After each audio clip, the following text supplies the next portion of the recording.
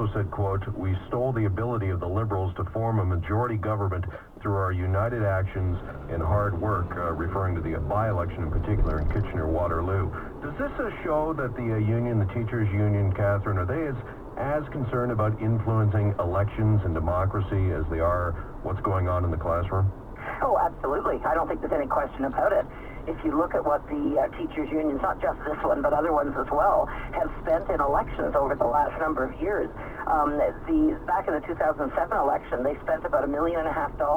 In the last one, they spent over $5 million. So they're not going to devote that kind of dough to something that they don't feel is having any kind of an impact. But I think what's really disturbing here, every group should have absolutely the ability to weigh in on what's happening with their government, that we do presumably live in a democracy. But here you've got a government union, one that can levy forced dues. You know, Canada's one of the lone countries in the world now that permits unions to force their members to pay dues. Most other countries have choice for workers to pay dues or not. And here they've got a guaranteed revenue stream that they are using to basically feather their own nest, because ultimately, you know, whatever government promises to give them the most, presumably they will come out and support. And naturally, we've seen around the world, Greece, California, you know, how many countries do we need to cite, that too much government union power leads to a bankrupt economy. Yeah, okay, a couple points there. First off, all organizations, including unions, are limited in what they can donate to political parties, but this $5 billion you just cited, there's ways around this. The election laws have allowed organizations such as the teachers' unions here to spend their money as third-party advertisers, and that's particularly dangerous as far as you're concerned and needs to be addressed? Yes.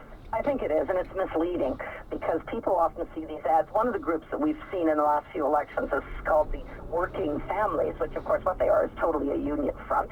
Basically, you know, give us more of your money to put in our pockets is their mantra.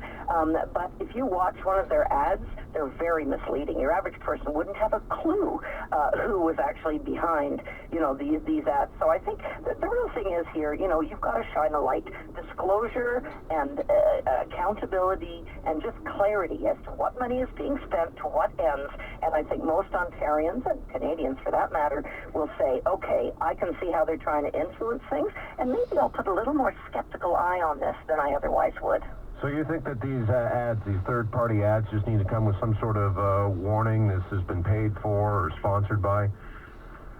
Well, the thing is, though, you know, as long as you can make up names like Working Families or, you know, whatever, you know, the Happy Gang or whatever you want to call it, then it's going to be misleading. I actually think ultimately there are very strict rules on companies, on individuals as to what they can contribute. I think those rules should apply to everyone, and there'd be no exceptions. That way, at least, we'd have a level playing field. All right, and just finally, and I know you just mentioned this a second ago, the end result of this, as far as your organization is concerned, is that we end up with the governments who are perhaps unduly influenced in the cost of the